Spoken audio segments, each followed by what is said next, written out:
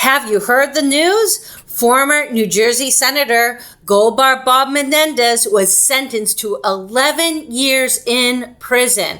Hi, I'm Holly Robichaud, and this is U.S. Term Limits Breaking News.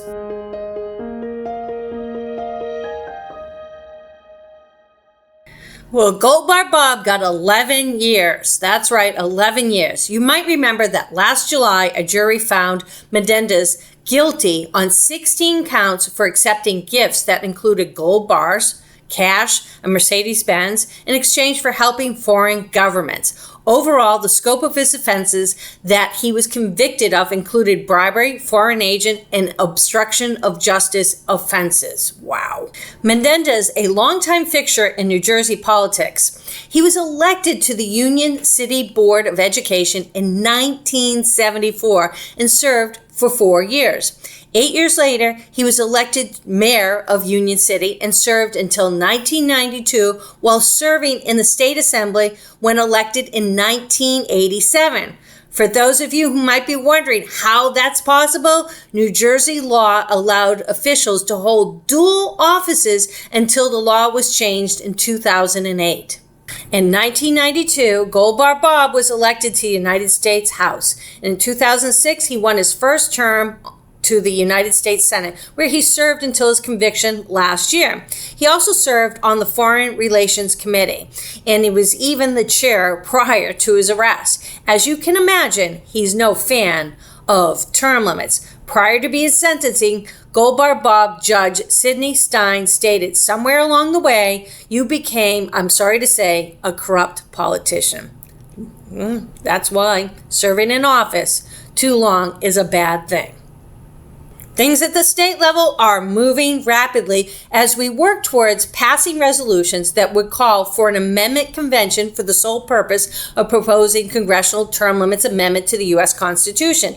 In South Dakota, the House of Representatives passed House Joint Resolution 5002, sponsored by State Representative Taylor Ray Refveld. Now it's on to the state Senate. Let's make it happen, South Dakota. We see great movement in the Grand Canyon State.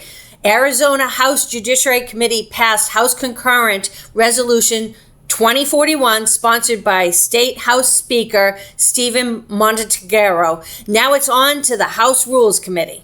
In Indiana, where the state Senate recently passed Senate Joint Resolution 21, in which we are now waiting on a House committee vote, our Indiana State Chair, Mike Speedy, was interviewed by WRTV in Indianapolis to discuss why term limits is so popular. Check it out. Term limits for members of Congress don't currently exist, but a joint resolution just passed out of the Indiana Senate this week encourages Congress to create them, a measure most Americans also support. Something I agree with. Yes, I do, because I think there needs to be a change every once in a while for people with new ideas and fresh ideas. I do support it. These opinions track with polling numbers. According to Pew Research, 87% of Americans, regardless of political affiliation, support the idea of term limits. That's why the Indiana General Assembly is working to pass Senate Joint Resolution 21. Joint Resolution 21 will put Indiana on the list of states calling for a Article 5 convention to consider U.S. term limits for Congress. Overall, I'm excited to say we are active in 14 states in 2025 so far. Tell us in the comments section below if your state is listed. South Carolina, Pennsylvania, Mississippi, Ohio, Montana, Kansas, Georgia, Missouri, Oklahoma, Nebraska, South Dakota, Indiana, Arkansas, and Arizona. Let us know. We're also seeing great progress in Congress. South Carolina Representative Ralph Norman's House Joint Resolution 12, the U.S. Term Limits Amendment, which was introduced in the House in January, now has 58 co-sponsors, and we expect a lot more very shortly. So stay tuned. Speaking of Congress, U.S. Representative Andy Ogles of Tennessee is working to undo the 22nd Amendment that limits a president to 2 terms. He introduced a resolution that would change the U.S. Constitution to permit the president to serve 3 terms instead of 2. He's an avid supporter of Trump and did this so he could seek a third term. Ultimately, this is nothing new. In the 1980s, when Ronald Reagan was in his second term, and in 1990, when Bill Clinton was in his second term, partisans in Congress sought to undo the 22nd Amendment. These attempts failed, and no doubt this one will also fail.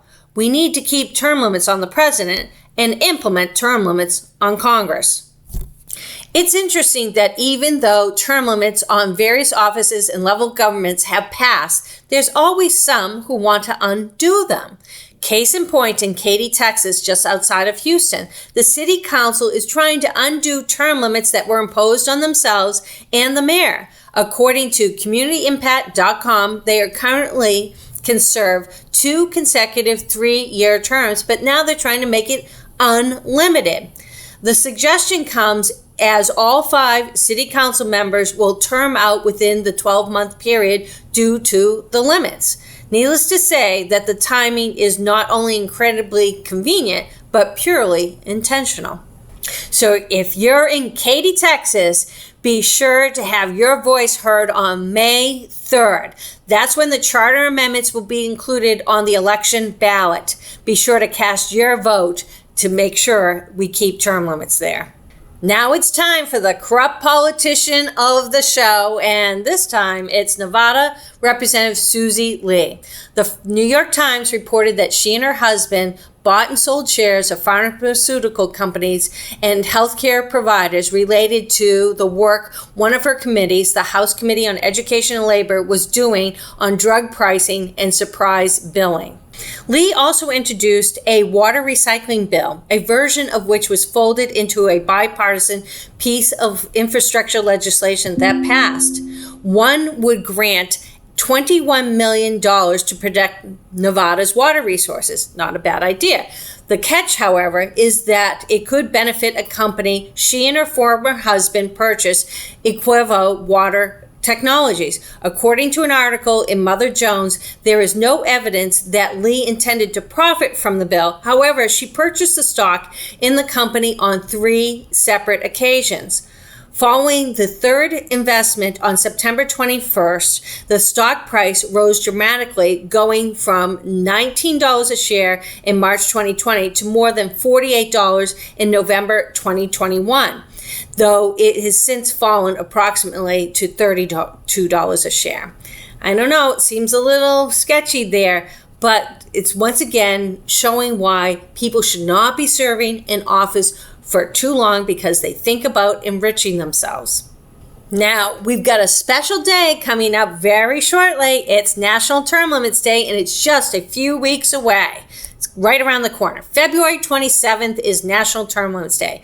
Why do we celebrate National Term Limits Day on that day? It marks the ratification of the 22nd Amendment in 1951 that limited presidents to 2 terms in office.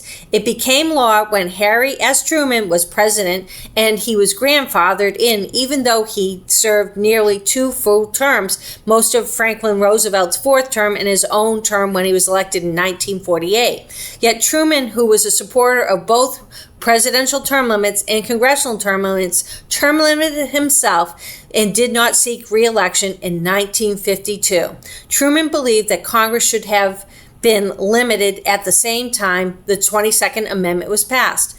We celebrate National Term Limits Day across the country to commemorate this important milestone and bring attention to the need to finish the job and enact term limits on Congress. Stay tuned to find out how you can get involved and help us celebrate this important day. It is so important that we pass congressional term limits. We can make it a reality. We can get it done. We've got the support of the people. And we've got more corrupt politicians every day popping up, showing the need for congressional term limits. So we need you to get involved. Please go to termlimits.org and get involved today. And be sure to share this program with your family and friends. This is Holly Robichaud for U.S. Term Limits Breaking News. I'll see you soon with new updates.